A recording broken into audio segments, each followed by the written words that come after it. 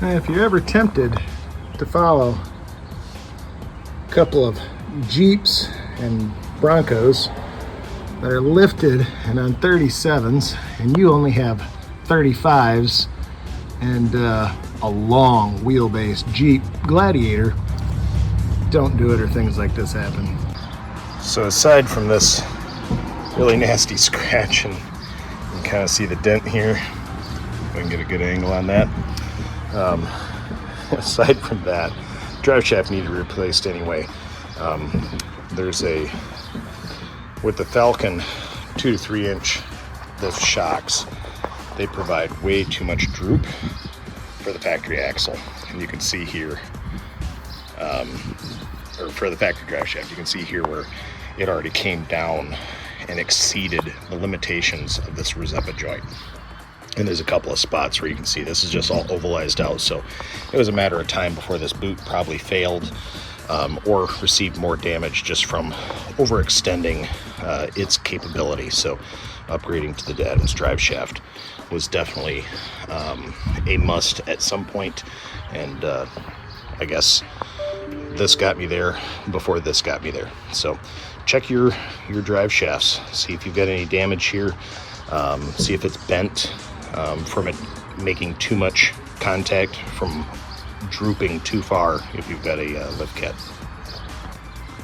So here we have the new two-piece Adams drive shaft, 1350 for the rear of the Gladiator.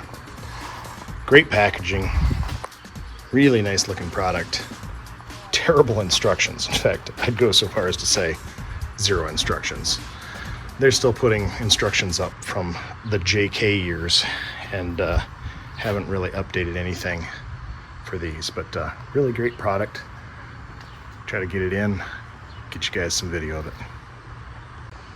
So on the front drive shaft, I didn't mark that grease zert right there on the CV side, and let me tell you, once it's installed, there is no finding that thing. You need a needle to get in there and grease it, and it's very difficult. So this time, putting a little bit of yellow paint on there, maybe a lot, but just marked it on the outside of the tube here so I can see where it's rotated, and I can see it on the U-joint inside, and another mark just so I know it's between the two marks, and I can get the needle down in there, grease it up every 3,000 miles.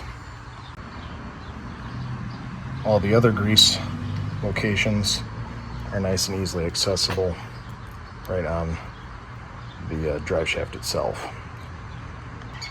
Make note of one other thing. You can see these really pale yellowish green marks on both of the drive shafts. This is a two-piece drive shaft. Again, 0 instructions, nothing online, nowhere. I'm going to guess that that's so you can align this so that it stays in phase. So when they've had it on the balancing machine, if you line up all the yellow dots so they're all on the same side of the drive shaft, it should be in phase. Here you can see we finally have it installed. This is the Adams two-piece drive shaft, 1350 series. It has this nice little stub out or stub shaft here, which makes it really easy if you need to take the yoke off of the transfer case. You don't have to drop the entire bearing carrier. It does include a drop bracket for the bearing carrier, so that's really nice. And here you have your constant velocity joint, and then again you have another slip shaft, and then your flange for the rear differential. Really nice product. Install was fairly simple. Just would have helped if there would have been some instructions.